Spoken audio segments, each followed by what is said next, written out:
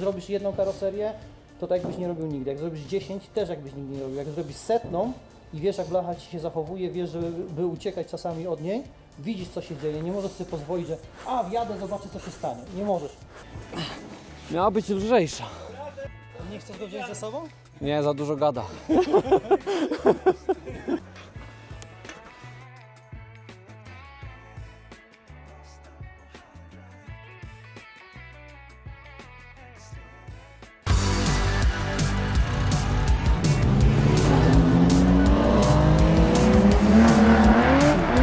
Witamy na kanale YouTube magazynu Classic Auto.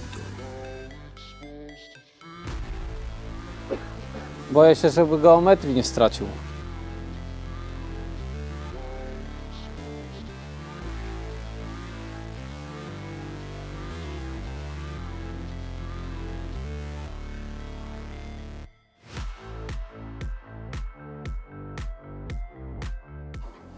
To jest okupione bólem, krwią i nerwami.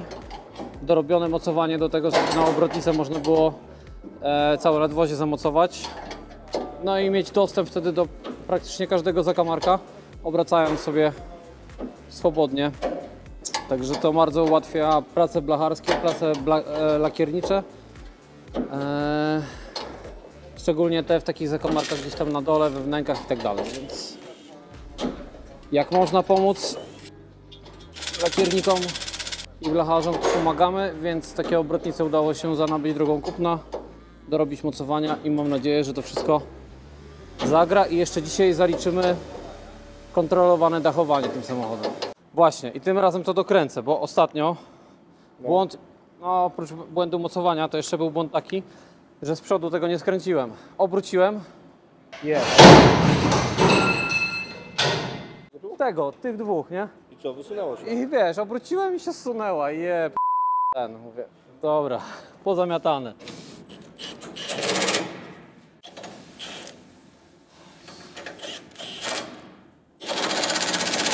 Zobacz, teraz się powinien dać i dół przełożyć. No i teraz tylko nie ma komu przełożyć śruby? To robię weszło, ale śruby kto ma? Nie wiem, Andrzej miał gdzieś. Wszystko dobrze było.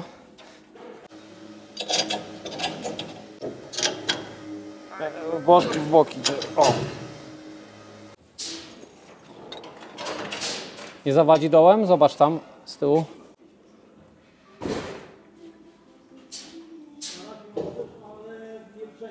Nie przejdzie, tak?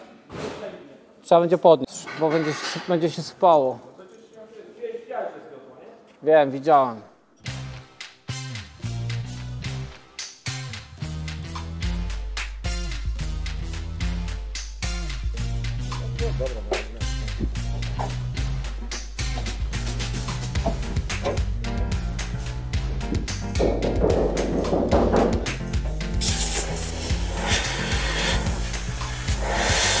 Wyłaził przy lakierowaniu, to cały raz będzie. Najlepiej, że przy lakierowaniu będzie wyłaził. Tak.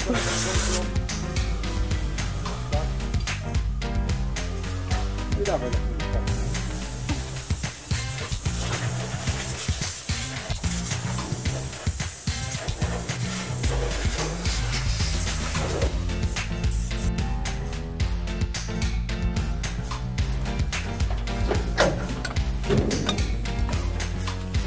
Jeszcze coś wypada? I skarby ze Stanów jeszcze wypadają. To trochę trzeba klepnąć, bo on tak jest jakby wyciągnięty mocniej, czy to jest ok? Nie, jeżeli położę, bo tu już był kit i to było na równo, nie? Okay, dlatego czyli... nie było widać, nie? I teraz ja to tylko zaspawam otwory, żeby i położę normalnie cynę, ale już cynę na gorąco, nie? No dobra, super. I powierzchnię wyrównamy. Człowiek odpowiedzialny za odbudowę lakierniczą, czy zamalowanie tego samochodu, za zabezpieczenie. I on nie ukrywał, że pierwszy raz ma do czynienia z odbudową samochodu tak starego. Wcześniej skupiał się na naprawie samochodów nowych, na sprzedawaniu lakierów, sprawdzaniu tego, jak lakiernicy tych materiałów używają itd.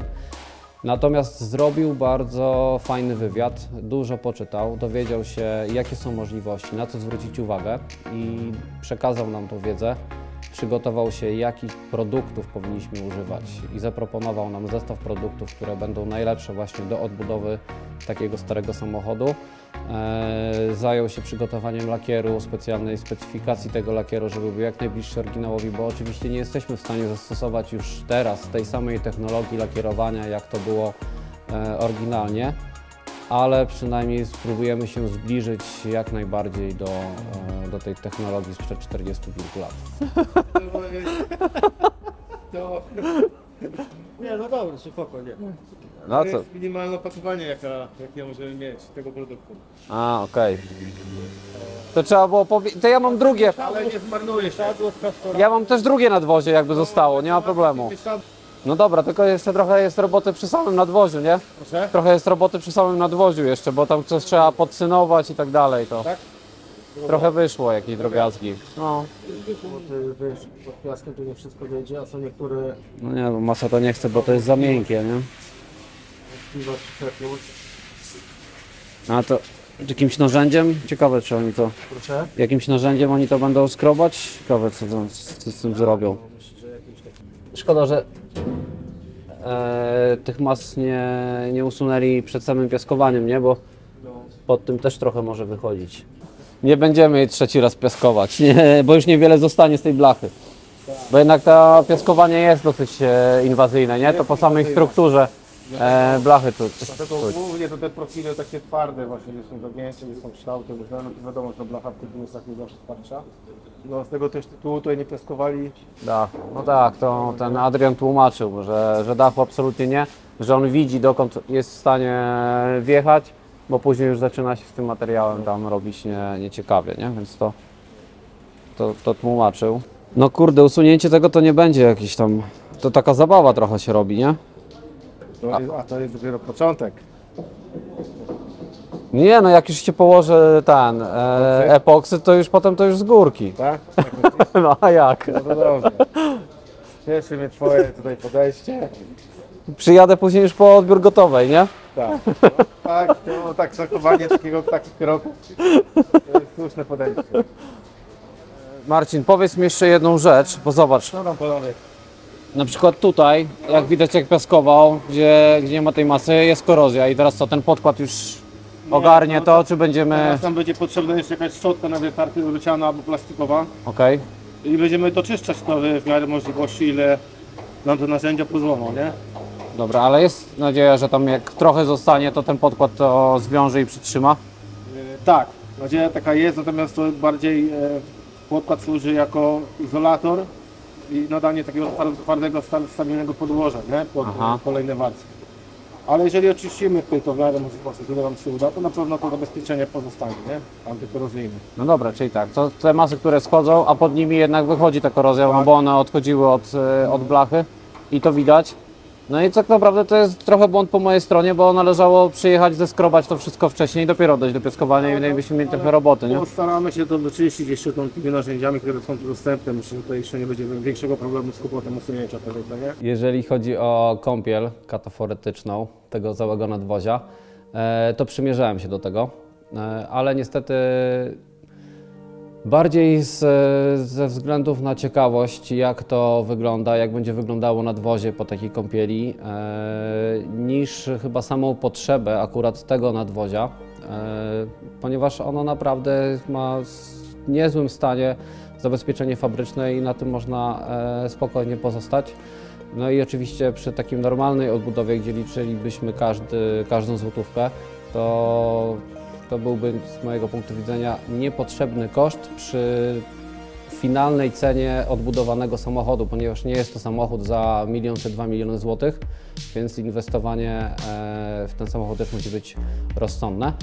Ale gdybym w łatwy sposób znalazł miejsce, gdzie moglibyśmy to zrobić, to z czystej ciekawości na pewno bym się decydował, żeby to zrobić. Bo nie mam...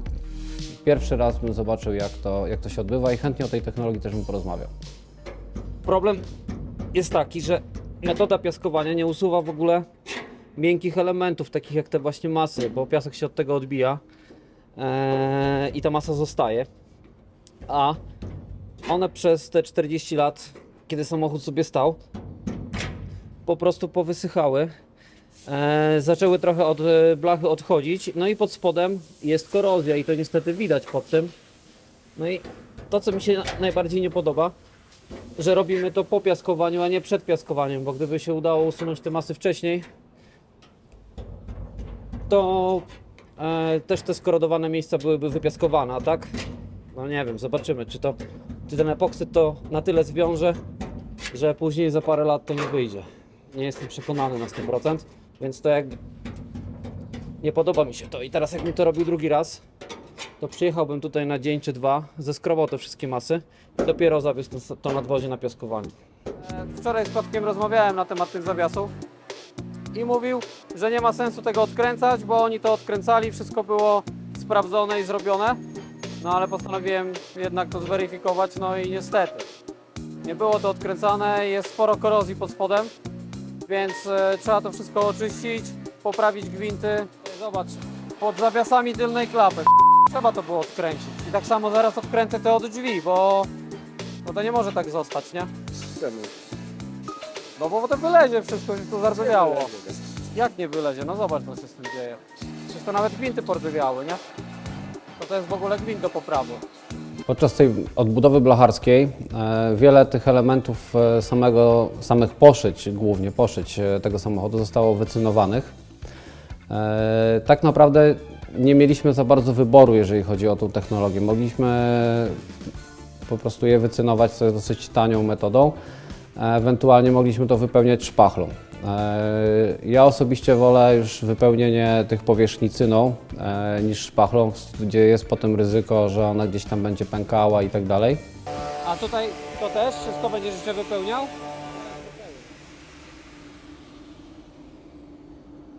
I jakiej grubości ta warstwa tej cyny musi zostać, żeby to się trzymało? Trochę grubiej będzie niż blacha, co? Tak. A to jeszcze będziesz to zbierał, czy nie? Tak, jeszcze trochę zbiorę, tylko najpierw skrót, żebym widział jak... A, gdzieś nie przebija i gdzieś nie uzupełnić. Samo cynowanie też są dwie metody, jak się oczywiście teraz jestem mądry, bo się dowiedziałem już, jak porozmawiałem sobie z blacharzami. Najpierw część elementów była cynowana na gorąco, no ale cynowanie na gorąco powodowało to, że na dużych, płaskich powierzchniach podgrzewanie punktowe elementu powodowało falowanie blachy i nie można było niektórych elementów cynować na gorąco. Można było tylko te twardsze elementy temperaturą poddać się trochę wyższej temperaturze. Jeżeli chodzi o takie duże powierzchnie płaskie, to było cynowanie na zimno. No i to już chyba nie jest, nie wiem, no, używa się do tego masy z domieszką cyny czy z dużym udziałem cyny, ale to jest masa na bazie epoksydowej, więc bardzo dobrze się przyjmuje też z podkładami epoksydowymi i bardziej to jest jakby chyba szpachlówka z cyną, można tak to nazwać, niż samo takie cynowanie typowo na gorąco. Jeżeli chodzi o trwałość tego cynowania, nie wiem, zobaczymy. To jest pierwsze nadwozie, które będzie cynowane. Do tej pory zawsze były jakieś naprawy blacharskie robione i potem wypełnienie szpachlówką. Tutaj tej szpachli ma być mniej, jest za to cyna. Czas pokaże, czy to jest lepiej, czy nie.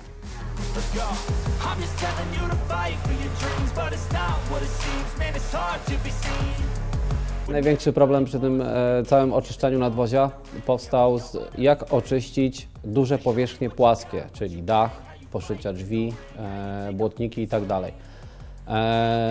Pan od piaskowania powiedział, no nie mogę wam wypiaskować takich dużych płaskich powierzchni, bo blacha się nagrzewa, zaczyna falować i to już jest jakby proces nieodwracalny, nie wyprostujecie później tego poszycia, więc trzeba ten lakier usunąć ręcznie. Więc tak to zostało po piaskowaniu, przyjechaliśmy na blacharnię i trzeba było podjąć decyzję, jak usuwamy ten stary lakier. Oczywiście okazało się, że ten lakier to nie jest tam typowa warstwa podkładu i lakieru nawierzchniowego, tylko ten samochód był wcześniej malowany, więc tam już jest tych warstw lakieru z 4 lub 5, więc jest dosyć grubo. Dodatkowo lakier jest bardzo twardy, bo on jeszcze w tamtych latach był utwardzany ołowiem, więc to już w ogóle w porównaniu do teraz wodorozcieńczanych lakierów to jest zupełnie inna technologia. No i pewnie takie szlifowanie ręczne papierem ściernym, czy nawet na szlifierce takiej oscylacyjnej zajęłoby dużo czasu, więc została użyta szlifierka kątowa z bardziej agresywnym elementem do ścierania tego lakieru. No i okazało się, że po tym procesie faktycznie dach czy błotniki są lekko pofalowane. Oczywiście każdy ma na to swoją teorię, że to pofalowało od tego, że była za wysoka temperatura przy zdejmowaniu tego materiału, ale nie wiadomo jakby było, gdybyśmy użyli innej metody i tak dalej. Nie wiem, generalnie jest to trudny proces. Nie chciałbym tego siedzieć i skrobać ręcznie i za każdym razem badać temperaturę, czy nie przekroczyłem temperatury blachy o tam 2 stopnie. Realnie jak to się nagrzało, trochę się rozciągnęła i się teraz nie mieści. No tak, to szybciej z tego, to z tego. To samo, na tej stronie to samo jest. No dobra, ale to nawet nie mamy tej klistwy przyłożyć, zobaczyć jakiej to będzie grubości, trzeba wypełnienie dać, żeby to zniwelować. Przejdź ręką tu, a dokładnie Nie, w no, miejscu. no tutaj to wiem, tu jest najgorsze, najgorsze miejsce, tu i tu się zaczyna robić. Czyli co mam teraz? Teraz mam to wycynować? Tak? To chciałeś mi zaproponować? To trzeba go przekręcić tak, żeby ta cyna nie spływała. Żebyś się bardzo nie męczył, to możesz zrobić to cyną na zimno. O Jezu, a to łatwiej jest? Łatwiej. A poważnie, to jak... Nie wiem, zobaczymy jak to wyjdzie. Jeszcze nie wiadomo, tak? To może Marcin coś zaproponuje. No nie wiem. Najlepsze rozwiązanie na tego typu problemy to są położyć warstwę epoksydu. Wtedy ładnie wszystko przykryje. My akurat mieliśmy żółty, specjalny epoksyd, który ma tak naprawdę tylko poprawić wiązanie tego podkładu docelowego, który będzie użyty. Wszystko się ładnie wyrównało. Zobaczymy, jakie będą dalsze etapy odbudowy. Teraz już tak naprawdę bardziej lakierniczej niż blacharskiej, bo blacharsko tam generalnie przy tym samochodzie za dużo roboty nie zostało. Coś tam spróbują jeszcze delikatnie może podklepać, ale raczej to zostaje nam już tylko odbudowa lakiernicza. Próbowałem ustalić, co się będzie działo z samochodem od naszego wyjazdu do czasu, kiedy będzie mogło nadwozie do nas wrócić, więc w kilku żołnierskich słowach zostało mi przekazane, że teraz będziemy nakładać kit, co nie zabrzmiało może najlepiej, no ale rozumiem, że będą musieli uzupełnić te braki czy te wgłębienia, które powstały, nierówności, więc pewnie będą je szpachlować i później to będzie malowane już, jak to panowie powiedzieli, metodą mokro na mokro, więc rozumiem, że warstwa lakieru bazowego i później lakier nawierzchniowy. Jeżeli chcesz prenumerować magazyn Classic Auto, zapraszamy na stronę www.classicautomag.pl/sklep. Link znajduje się w opisie tego odcinka.